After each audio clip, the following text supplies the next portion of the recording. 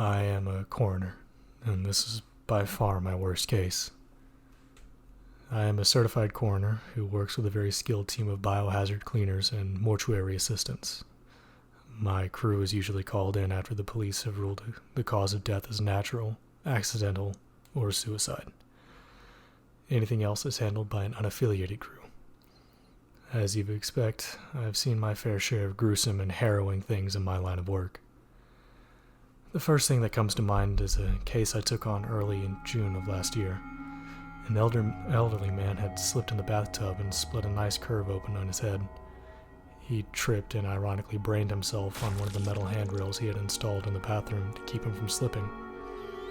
It was a clean split, from the frontal bone to the occipital bone. He was frozen in a prone position, with the water kept rising at a snail's pace, overtaking the limescale rings in the tub one by one. He struggled to pull his head above the water surface for minutes. If only that fresh new ravine in the back of his head could have sucked air down to his lungs, maybe then he'd have lived to take another bath. But that story ends exactly how you imagined it did, with a wrinkled old corpse with skin stained rose black, laying face down in an overflowing tub of blood water. That was the worst case I'd ever seen, until last week when I took a call from dispatch about an apparent suicide the police had just finished picking the bones clean on. The report said it was a 24-year-old Caucasian female. She was carrying along just fine in her second trimester when she decided to slit her own throat in the middle of a living room after the father unceremoniously decided to step out of the picture. We arrived in two sleek white vans, one loaded up with cleaning supplies and the other equipped to load corpses in and then out. The lawn was peppered with strips of police tape and the occasional disposable latex glove. Police are often sloppy at cleanup in my experience. A patrol car across the street that was monitoring the house, waiting for our arrival, gave us a veiled wave and then sped off down the street. The home oozed with ominous, like an unseen gas leak. The front door gave a shrill protest as it eased open. Immediately I felt dread closing around me like a weighted blanket. There she was, laying face up on a lattice blue rug. Her skin was a sickly pallor of muted white, interrupted by the sleek black tangle of her hair and the blotches of carmine blood pooled around her neck and dried in the deep curves of her collarbones. Her belly was horribly distended, bubbled out by rising bloat and the cold fetus inside her womb. The expressiveness waning in the milky crescents of her eyes sent a coarse shiver down my spine. But we had a job to do, and so we got to work. As respectfully as we could, we pulled a black body bag around the rigor mortis wooden framework of her body. Me and my assistant Mike then shifted her onto the gurney and wheeled her out to the van. As we pulled up to the back of the van, from behind, our lead biohazard cleaner, Kai, came huffing out of the building after us. He was dressed in the usual neon yellow jumpsuit, and I could see the ripe flecks of his islander muscles beneath the plastic. Sweat glistened, balmy, and dripping from the brow of his massive forehead. "So you guys are just going to leave the body back there, or what? Where are you two going?" I looked at Kai with a skeptical bewilderment, and rolling my eyes, I unzipped the body bag so Kai could see the gruesome contents within. As soon as I opened the bag, the strong, hinted outline of her body dissolved and the bag settled down flat. "What the fuck, Kai? Is this some sort of sick joke?" I asked impatiently.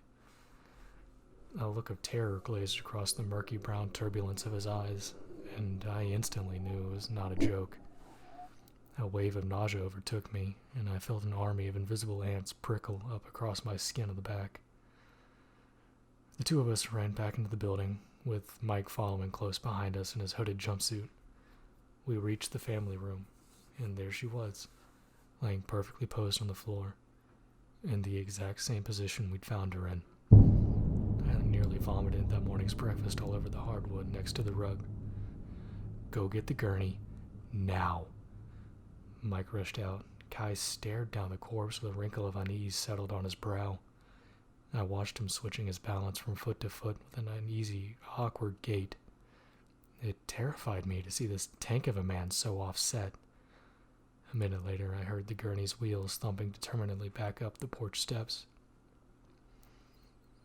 We once again loaded her inside the body bag, dragged the gurney over, and heaved her into it. This time, I cinched her body in with heavy straps dangling off the side of the gurney, and I buckled her in. I pulled them so tight I heard the soft tendons and ribs underneath the woman's chest twist and then crack. We wheeled her out towards the van once more. I nodded towards Kai and motioned for him to carefully watch the pool of blood on the rug. We had gotten only as far out to the sidewalk when Kai started screaming. I quickly unzipped the top corner of the bag, and the second I had done so, it deflated like a balloon. We relayed back inside to find Kai mumbling in Tongan. The man must have weighed 300-odd pounds, and yet there he was, sitting with his ass to the floor, his face racked with affliction. His thick sausage fingers were clutched around a handful of his shirt fabric. He peeled his body out of the top half of the jumpsuit, which bundled around his hips. He was soaked with sweat. I could hear the convulsive manner of his breathing, and the panic in his eyes reminded me of the time I accidentally swallowed a marble as a child. I rushed over to Kai, sidestepping the corpse, which was back in her usual position in the middle of the floor. Something caught my eye as a passing glance. Was that a grin I saw on her face?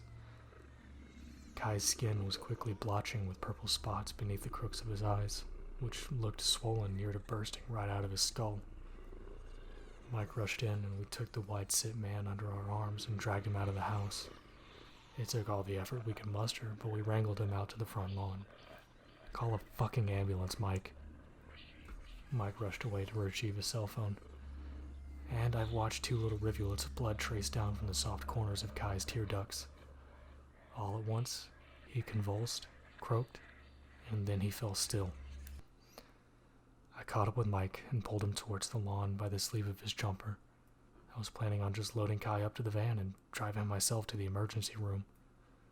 But when I turned around, Kai was gone. I took a few hesitant steps towards the door, but was stopped dead in my tracks. The woman's body was laid in the exact same manner it was in before, but with one obvious exception. Her mouth was now curled into a sinister grin wide enough to show her rows of faded tombstone teeth. My eyes diverted to her side, and I saw it.